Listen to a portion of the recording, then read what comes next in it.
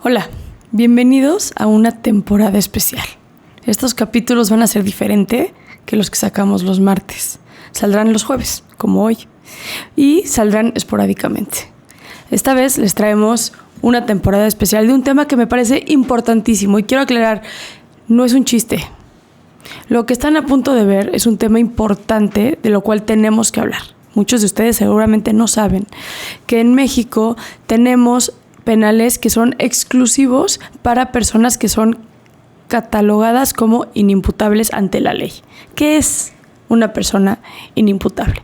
Básicamente, el ser inimputable, y ahorita lo vamos a entender más con la entrevista que nos da el director del psicosocial, de uno de los psicosociales en el Estado de México, que es ¿cómo le hago yo para entender que no todas las personas tienen las capacidades de tomar una decisión con toda la voluntad, digamos? O sea, hay factores de salud mental, como puede ser una esquizofrenia, como puede ser un Alzheimer, como puede ser muchas enfermedades que determinan que no necesariamente cometiste el delito en tus 5 sentidos, para decirlo de alguna manera. Entonces, cuando una persona es detenida, se le hace ciertos estudios donde puede determinarse que la persona estaba quizá en un brote psicótico, quizá estaba en un episodio esquizofrénico, y entonces no se le puede juzgar con la misma moneda que una persona que deliberadamente determina el cometer un delito. Estas personas no es que no se les meta en un centro de reclusión, sino que se les determina inimputables y las leyes funcionan un poco distinto para ellos y para ellas. De entrada, no están purgando una sentencia puntualmente.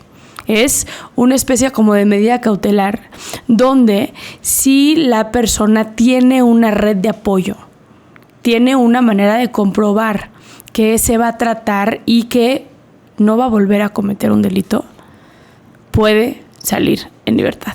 Lo triste es que la gran mayoría de los casos de personas con enfermedades mentales, que son muchas veces la gente que vemos viviendo en la calle, son discriminadas por su propia familia. Para mí fue un capítulo muy duro porque lo primero que vi cuando entré fue un custodio que me estaba platicando de cómo muchas veces cuando salen libres, o sea, cuando terminan esta medida impuesta por un juez de tiempo que tienen o que pasan en prisión si no tienen esta red de apoyo, digamos, es que nadie va por ellos. Incluso los custodios de este espacio muchas veces dicen, ya no lo podemos tener aquí, ya terminó con su medida, y lo llevan a las casas y las casas les dicen, regrésenlo, no los queremos aquí.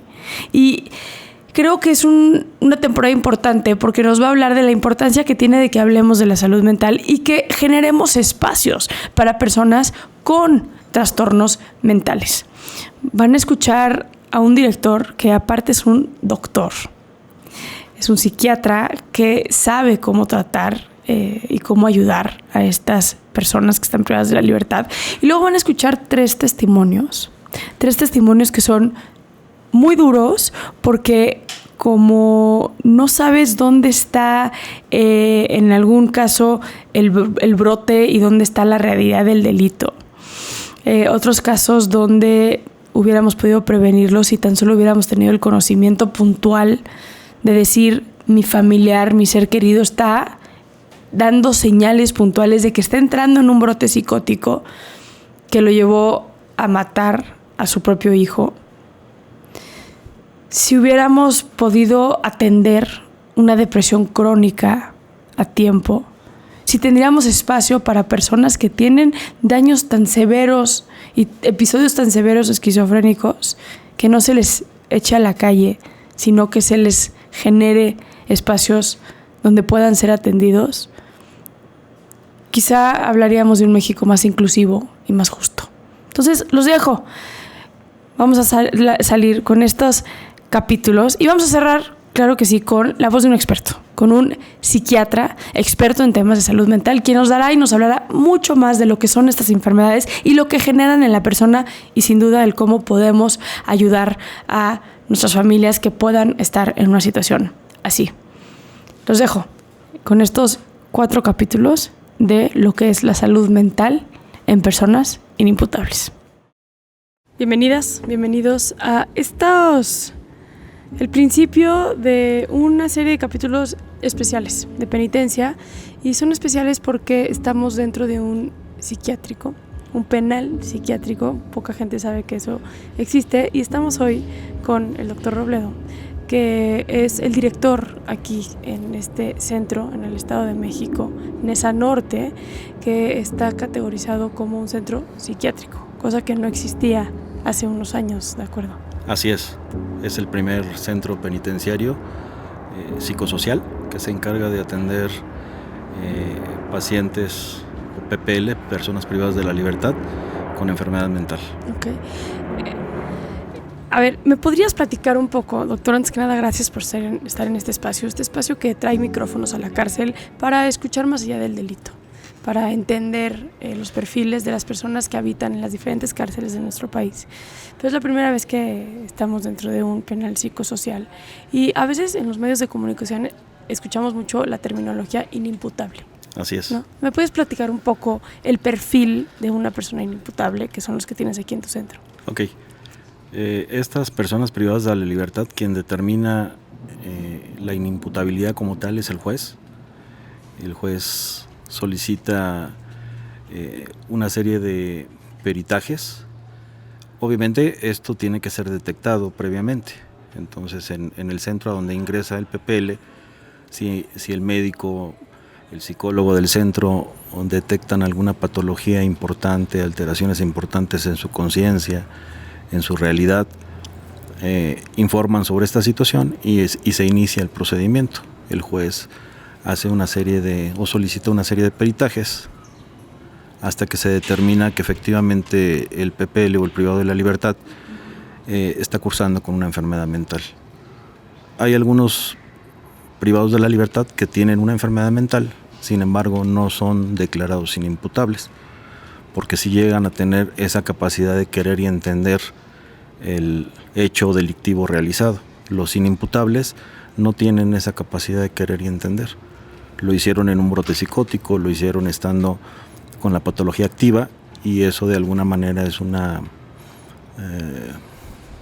característica muy importante para poder determinar la inimputabilidad. Entonces eso es lo que diferencia. Yo puedo tener, por ejemplo, trastorno de la personalidad bipolar, pero si no se comprueba que al momento que cometí el acto estaba yo con alteraciones puntuales a la conciencia, entonces se me juzga de manera normal. Así es. Aún existiendo esa patología. Sí, con una enfermedad mental, pero no inimputable.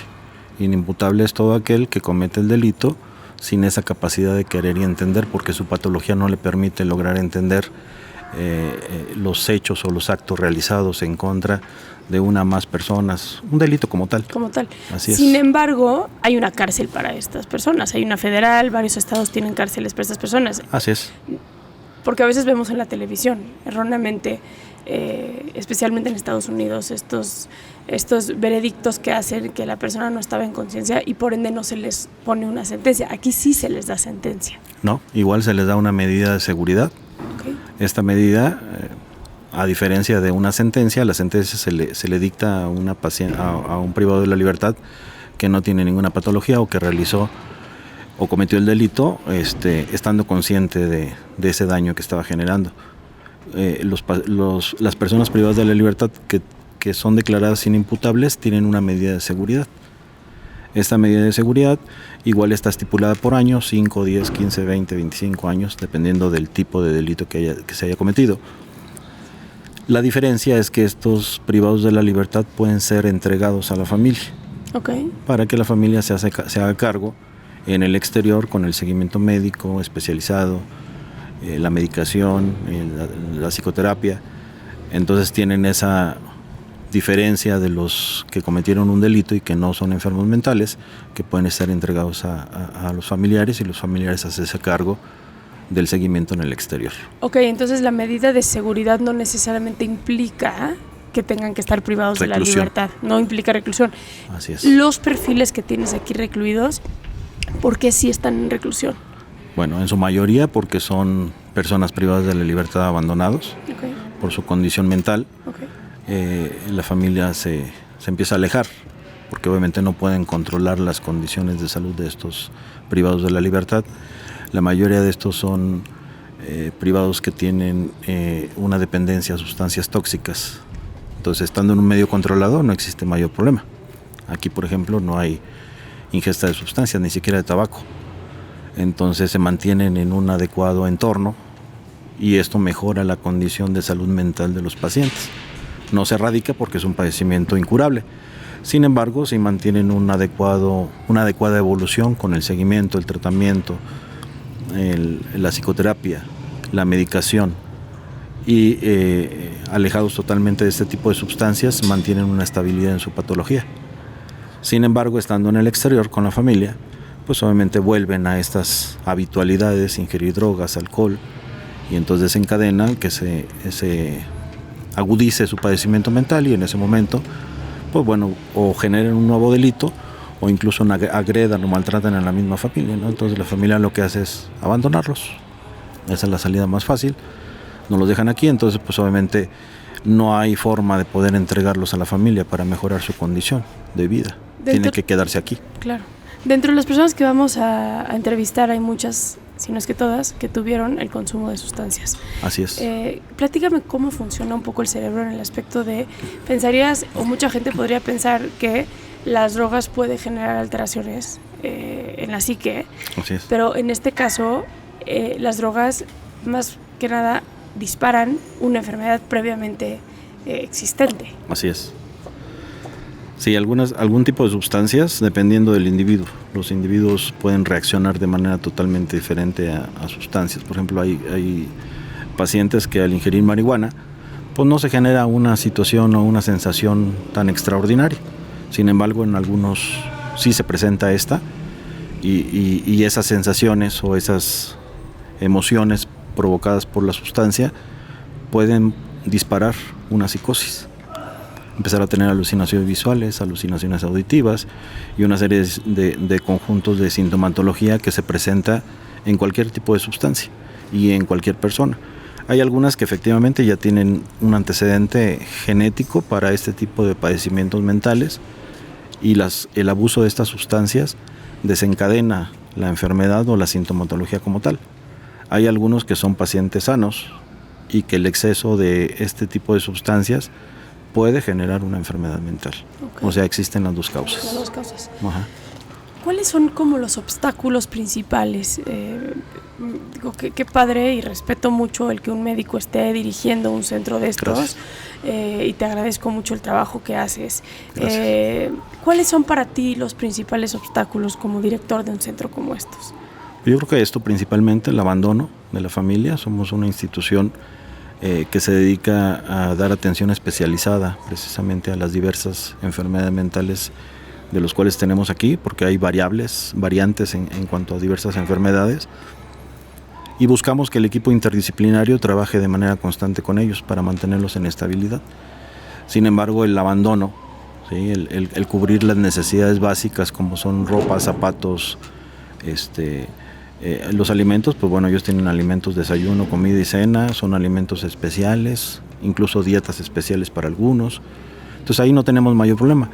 El problema son en situaciones como básicas, ¿no? El jabón, el cepillo de dientes, la ropa de cama, que no tenemos el apoyo. Entonces tenemos que estar buscando alternativas, donaciones de instituciones, de terceras personas para que de alguna manera cubrir esas necesidades, ¿no? Porque el 65% de la población está abandonada. Está abandonada, claro. ¿Qué haces cuando una de estas personas ya cumplió con su medida de seguridad y ya debe de salir, pero es una persona que lleva quizá 10, 15 años aquí adentro?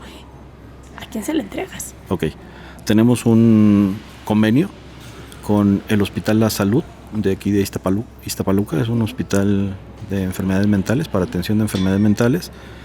Entonces las personas privadas de la libertad que no tienen este apoyo familiar o no hay a quien entregárselos en el momento de haber cumplido esa medida de seguridad, los canalizamos a este hospital con un oficio previo en donde se les hace saber la compurga y que no tiene familia. Entonces ellos lo ingresan al hospital y ahí le dan atención de segundo nivel. A ver, quiero que humanicemos esto tantito ahorita antes de sentarnos aquí en la mesa dentro de este penal. Pasamos a ver a un paciente que es muy bien conocido, ¿no? Aquí adentro. Le dicen Pilo. Así es. Pilo. Creo que Pilo ejemplifica muy bien la complejidad que conlleva la salud mental en materia de sistema penitenciario. En materia social, realmente, uno de los grandes obstáculos creo que es quién se hace cargo, hacia dónde pueden ir, dónde pueden en estas condiciones recurrir, o realmente que exista o no una reinserción social. O sea, yo veo a Pilo en estas condiciones y me cuestiono qué se hace con este tipo de perfiles, ¿no? ¿Me puedes platicar un poco el caso de Pilo y posteriormente cómo sería una situación idónea para un perfil como estos, tanto en reclusión como en el exterior? Ok.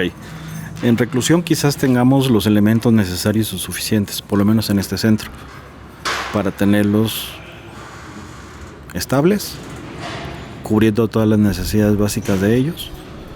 El problema es el exterior. Pilo, en especial, tiene únicamente el apoyo de su madre. Es una señora de la tercera edad, un adulto mayor, que viene todas las semanas y lo visita todas las semanas y le trae sus alimentos y convive con él 1, 2 o 3 horas. Sin embargo, ella no tiene esta capacidad de poder solventar todas las necesidades de Pilo en el exterior.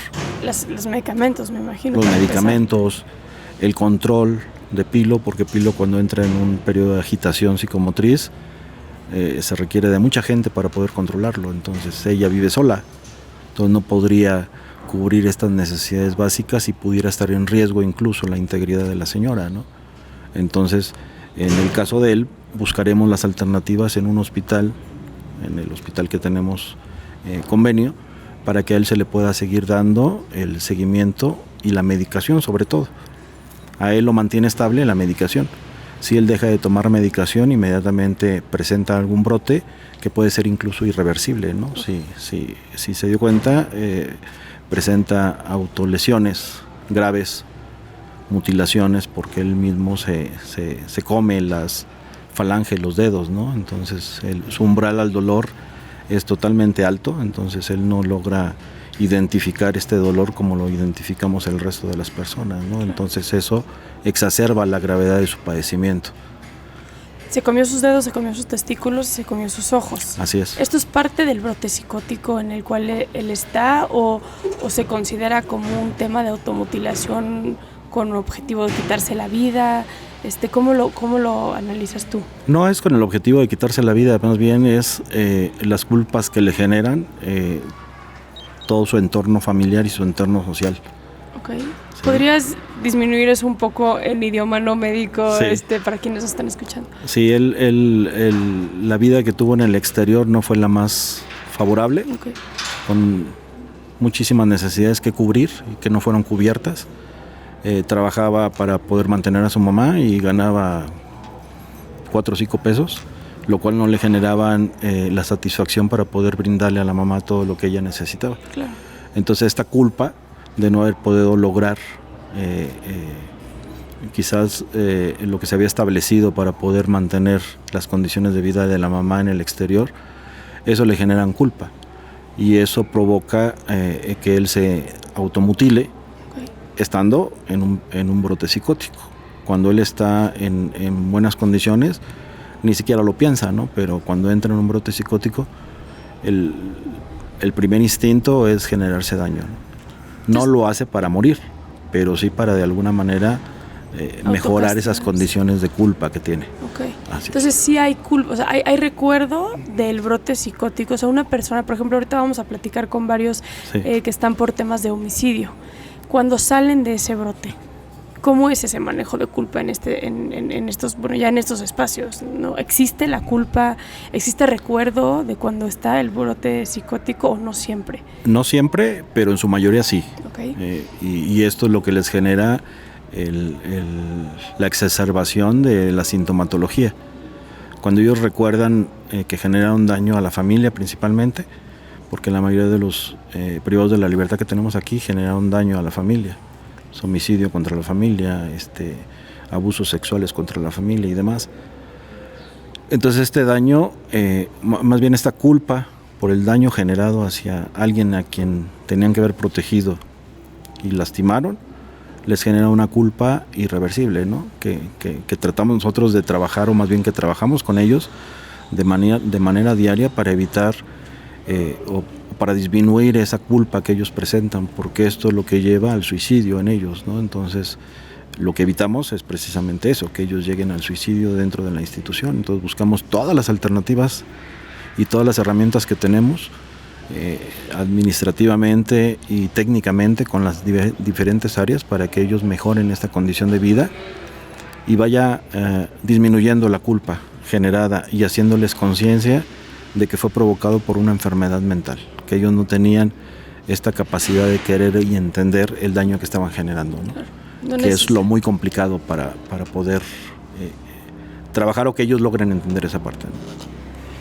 A ver, se sabe que la salud mental en México y en Latinoamérica vamos años luz, ¿no? Atrás. Hay mucho conocimiento y yo creo que apenas se empieza a implementar siempre ciertas consideraciones dentro del marco jurídico incluso, sí, de esas personas que están. Para ti como médico, ¿cuál sería como un escenario ideal? Así, tienes 25 millones de dólares enfrente de ti y puedes crear en materia de salud mental un espacio idóneo, no necesariamente en reclusión, sino para que funcione socialmente las personas, porque es una responsabilidad de toda la ciudadanía este tipo de perfiles, ¿no? Claro. Entonces, ¿cómo sería? ¿Cómo te figuras esos espacios? Yo creo que principalmente dándole la importancia que realmente tiene la enfermedad mental a nivel social, no únicamente en reclusión, sino a nivel social. Efectivamente es una de las patologías o de las enfermedades que están relegadas por historia, ¿sí? Siempre fueron relegadas las personas que presentaban esta enfermedad mental, considerados demonios, el diablo, la brujería y una serie de situaciones, ¿no? Entonces, esto ha permitido que se siga arrastrando ese estigma sobre las enfermedades mentales, ¿no? La misma sociedad, dentro de la familia, hay alguien que presenta alguna patología mental y ocultan esta situación, encubriéndola con otro tipo de enfermedades, otro tipo de patologías, porque les genera vergüenza, esa es la realidad. La sociedad le genera vergüenza a los pacientes con enfermedad mental porque desconocen sobre el origen, sobre el seguimiento, sobre el tratamiento. Sin embargo... Y de la enfermedad propia también, y de la enfermedad propia. A veces no entienden qué es lo que está pasando. Así es. Ellos no logran entender que un familiar, un hijo o un sobrino agreda físicamente a alguien de la familia, ¿no? Entonces únicamente lo que hacen es pues responder a esa agresión y empezar a externarlos o a alejarlos del núcleo familiar hasta que son expulsados totalmente. Entonces esto genera que el padecimiento mental, que a lo mejor pudo haber sido tratado de manera satisfactoria, se exacerbe en el exterior porque pues no tienen una adecuada alimentación, están en estado de calle, no tienen medicación obviamente ni seguimiento. Entonces este padecimiento, que pudo haber sido un padecimiento curable o tratable principalmente, pues no se logra, ¿no? Entonces esto genera que ellos en el exterior sean un punto de agresión para el resto de la sociedad. Okay. Y es cuando se cometen los delitos, ¿no? Porque por hambre pues roban, o estando en un brote psicótico generan daño a la persona que va pasando, ¿no? Sí, porque genuinamente en su cabeza creen, ¿sí?, que eso lo vamos a ver ahorita, ¿no? Acabas de decir algo muy interesante. Vamos a platicar con un PPL ahorita que me estaba diciendo que mató a su bebé de unos días de nacido, y que a la ausencia de conocimiento de la familia, de que él estaba en un brote psicótico, lo que hicieron fue huyeron, ni siquiera salvaguardaron la integridad del menor, ¿no? Sino es el no estoy entendiendo qué es lo que está pasando. Sí, entonces desaparezco. O corro porque él nada más está violento. Así es. No en un brote, necesita ser atendido psicológicamente, etcétera, etcétera. También, como bien lo dices, muchos casos de personas que vamos a platicar ahorita, que la familia pues ya no quiere saber absolutamente nada, ¿no? Ya sí, son años de sufrimiento también de la propia enfermedad, sin tener quien los atienda allá afuera, sin conocimiento de causa, y hoy dicen, híjole, hasta siento paz que estén aquí adentro. Sí, Sí, no lograron todo ese tiempo establecer la forma de ayuda a sus familiares y ya ahorita no pueden, muchos de ellos saben que sus familiares están aquí, más bien todos saben que están aquí, sin embargo no nos reciben a las trabajadoras sociales, no reciben llamadas telefónicas y si las reciben existe una negativa total, ¿no? Porque precisamente no tienen esas herramientas para poder afrontar la patología de un familiar, ¿no? Entonces en tus $25 millones ya dijiste que una parte es para concientizar, ¿no? Una parte es para que exista ese conocimiento en la sociedad puntualmente. ¿Qué más le meterías? Y ahí entonces el tratamiento interdisciplinario. Los pacientes con enfermedad mental requieren un tratamiento interdisciplinario, no únicamente la medicación. Sí necesitan la medicación, primero hacer un buen diagnóstico, establecer un buen diagnóstico, porque en psiquiatría existe también esta situación que nos genera un poquito de desconfianza socialmente, ¿no? Que un psiquiatra hace una valoración de una persona X, establecen un diagnóstico y posteriormente llega otro psiquiatra y cambia este diagnóstico porque la enfermedad va evolucionando como cualquier otra enfermedad, ¿no? Entonces de repente en la misma sociedad médica no se logra entender porque un psiquiatra establece un diagnóstico y a los 6 meses ya se modificó este diagnóstico, ¿no? Entonces se va modificando conforme la enfermedad va estableciéndose sintomáticamente, ¿no? Entonces yo creo que esto es importante y fundamental, establecer un buen diagnóstico para entonces dar un buen tratamiento y que los pacientes se mantengan estables. Ahora sí hay casos, Pilo creo que es uno de ellos, o no sé tú qué opines como experto, que es prácticamente imposible la reinserción. Sí, no. Él, por ejemplo, es un caso muy claro de que es una patología o una enfermedad mental, que es una enfermedad crónica, degenerativa, ¿sí? Irreversible, no curable y puede ser tratable. Pero en el caso de él, pues sí, lo tratamos y hay periodos de mejoría, pero el 80% de su vida ha sido en un brote psicótico constante, ¿no? Okay. Entonces sí existen pacientes que pueden mantenerse en muy buenas condiciones, pero habrá muchos otros que definitivamente no tengamos que ofrecerles porque no tienen una respuesta favorable ni física ni emocionalmente hacia el tratamiento proporcionado. Entonces parte de este dinero imaginario iría a centros, ahora sí que espacios psiquiátricos permanentes, ¿sí? Para personas que sean atendidos constantemente y por un grupo, así es. Okay. ¿Qué opinas tú a título personal de que existan cárceles de alguna manera? Porque ustedes dependen del sistema penitenciario para este tipo de perfiles. Yo creo que es excelente tanto para las personas privadas de la libertad que tienen estas enfermedades mentales, porque en los centros comunes, digamos, no tienen los espacios necesarios, ni tienen los grupos terapéuticos suficientes para poder darles un seguimiento estricto. Okay. Aquí tenemos quizás no el grupo suficiente, porque creo que en ningún lugar existe tal, pero sí logramos hacer un grupo amalgamado con los especialistas para que este seguimiento sea muy estricto. Las instalaciones y los espacios no son muy favorables para poder trabajar con ellos de manera individual, de manera grupal, en células de 2, no sé, buscar alternativas para darles una atención como personalizada. De acuerdo. Y que ellos tengan una calidad de vida, que sean tomados en consideración, porque en otros centros son invisibles, ¿no? El abuso por parte de los que no están enfermos, pues es constante. Entonces, ellos aquí llegan muy dañados, ya con una enfermedad mental, ya con una patología, pero aparte el entorno hostil constante, ¿no? Entonces aquí llegan, son recibidos, trabajamos con ellos, platicamos con ellos, son parte de nuestro, pues de la gente diaria, claro, que vemos, ¿sí?